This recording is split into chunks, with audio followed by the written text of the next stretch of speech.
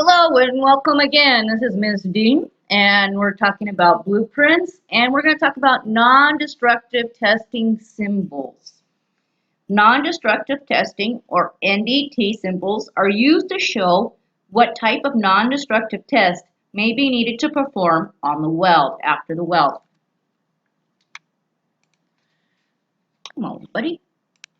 Okie dokie. So here's a chart of the abbreviations that we use for each of the NDT symbols. Visual, VT. Penetrant, PT. Dye-penetrant, DPT. Fluorescent penetrant, FPT. Magnetic particle, MT. Eddy current, ET. Ultrasonic, UT. Acoustic emission, AET.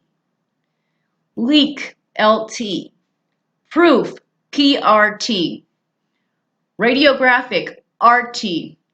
And neutron radiographic, NRT. So, in the same way we read a welding symbol, we can also see the NDT symbol. The symbol or abbreviation for the NDT type is used on either side of the symbol, and it tells the NDT tester which side of the joint to perform it. The parentheses, it tells us how many tests have to be done, and the number after the symbol shows how long the sections of the test should be.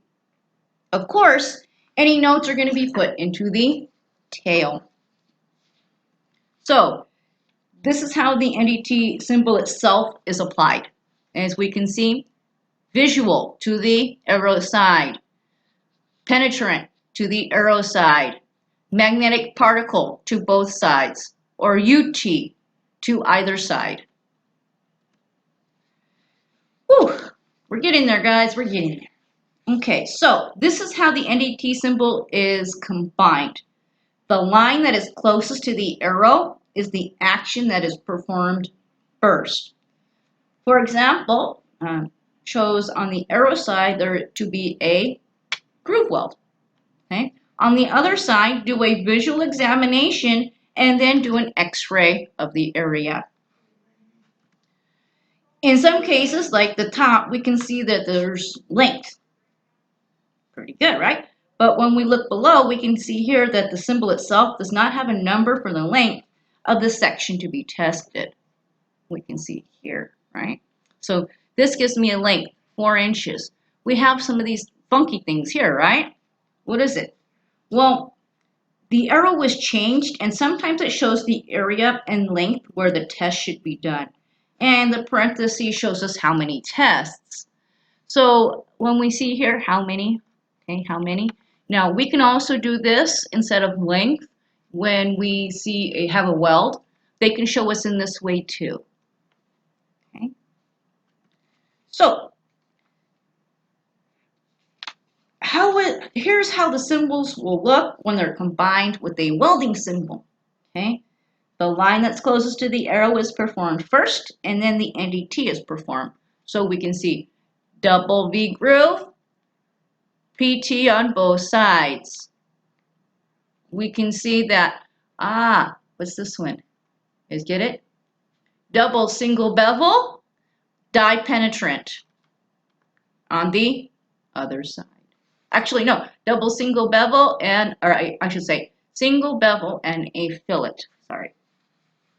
All right, so when we talk about radiography, the radiographer or the individual who takes the x-ray may also need to know particular information like the angle that the source of the energy needs to be put at. The asterisk symbol is used to note where the source needs to go. If you're interested in more radiography information, please talk to your instructor. As personally, myself, I have a lot of information, and I am a radiography interpreter.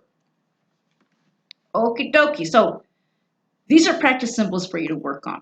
If you would like to work on these, you can actually go to the actual PowerPoint so you can view them and write them out, and it would be good practice for you. So, in summary, joint design can play a big part in the selection of materials and welding processes. A symbol, it allows for information to be given in a shorthand on a blueprint. On the job, a welder is being responsible for being able to read the blueprint and produce the required weld. Understanding the weld symbol will prevent a common occurrence, over welding. Remember, if you don't understand the material given or you need more information, please ask your instructor questions. Don't wait until you're really confused or you need to take a test and you just don't get it. As always, take care and weld the world. Thank you for watching. Weld the world.